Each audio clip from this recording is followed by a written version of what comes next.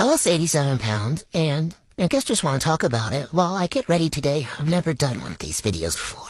87 pounds? Okay, let's talk about it. Are we going to use the voice filter the whole time, or you know what? It's fine. Hi, I'm Adam, and I've been helping people lose weight in sustainable ways for almost 10 years, and I really hope you watch this whole video, especially if you're a parent or planning to be one. It's really going to change the way you think about weight loss. This is me before when I weighed 230 pounds. I gained a lot after high school and in pregnancy. There are many phases in our life where our bodies grow and change. After high school is a big one. I get so many adult women coming to me wanting to get back to their high school weight. And I have to remind them that they were teenagers back then. We all had physically smaller bodies, we typically moved more, and we had fewer responsibilities and obligations that took our time and energy. I tell them instead to focus on who they are right now and who they want to become rather than trying to be who they were. Another phase is pregnancy and childbirth, a process in which your body fundamentally changes. And yet, I also get a lot of mothers wanting to get back to their pre-baby weight. There's nothing wrong with wanting to make some changes in your life to improve your confidence, your strength, your quality of life, but is everything going to go back to the way it was before you had a baby? Of course not. I tried to lose weight for years after having my son,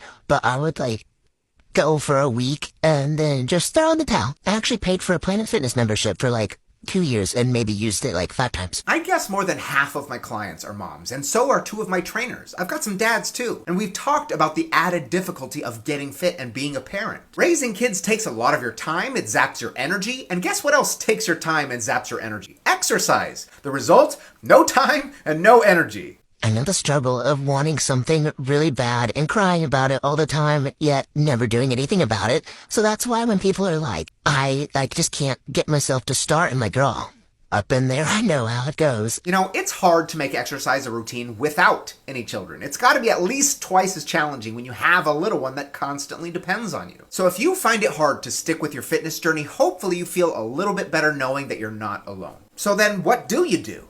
I finally reached my breaking point, not only with being overweight, but a lot of things in my life. My failing marriage, I reached a breaking point, I hit rock bottom and was like, fuck this, I am ready to find myself again, be Lauren, and be healthy. This is not for me. All this negativity in my life is not for me. I'm proud of you. I think one of the hardest things to do is to choose to put yourself first, especially if you're a new parent or a caregiver. It can feel so selfish at times to prioritize yourself. So I told my husband I wanted a divorce, and I started focusing on myself, which I should have been doing a long time before then. How about that? Divorced your husband, instantly lost 200 pounds of extra weight.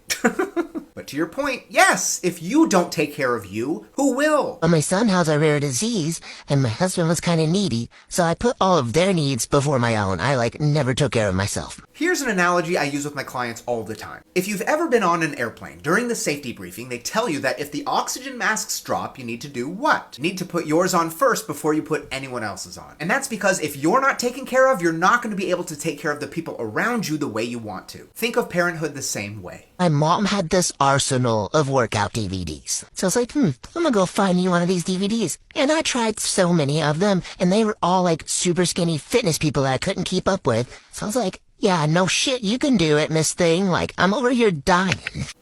It's funny because when I started my weight loss journey, a friend of mine let me borrow a DVD workout called Insanity, and I felt the exact same way. But sticking with that program was what helped me build a habit for the very first time. But then I found the Biggest Loser Last Chance workout DVD in her collection, and it was normal, bigger people doing the workouts, and it gave me the sense of, if they can do it, so can I. I am by no means a fan of The Biggest Loser. The show was toxic and damaged an entire generation's relationship with food and exercise. The methods they used and the messages they sent were harmful to the contestants. And Jillian Michaels single-handedly made my job as a personal trainer a lot harder, because now I have to convince every client that I'm not going to scream in their face and make them throw up. However, putting people in larger bodies on screen for a group workout to help motivate you and show you that you can do it might be one of the few things they did right. And I wasn't counting calories or nothing at this point. I didn't know anything about weight loss, but I knew I could put a DVD on and follow somebody. Sometimes that's better, because when we do try and do too much too soon, we can get overwhelmed. It's like spinning plates. You try and do too many at once and you just end up dropping everything. During this time too, I was trying to eat smaller portions. I saw some advice that using your kids' plates like tricks your mind into thinking like it's a full plate because it's smaller, but it's full.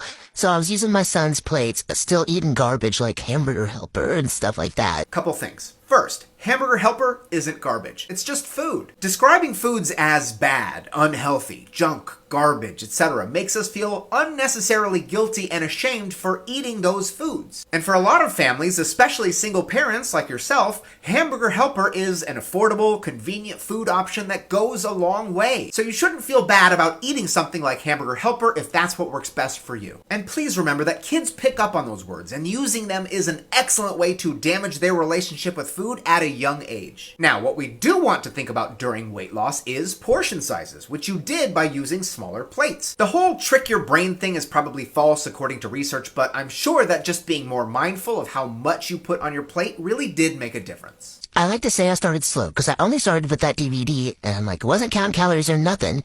And once I hit a plateau, I slowly started stacking. Stacking habits? Fantastic. This is the approach I take with clients as well. Trying to go 0 to 100 right off the bat often leads to burnout, so starting with 1 to 2 realistic changes and building on those over time is the right way to do it. And then I ended up being very successful. So many aspects of fitness can make you a better parent, but please remember that you don't have to make fitness your entire life. Just part of it.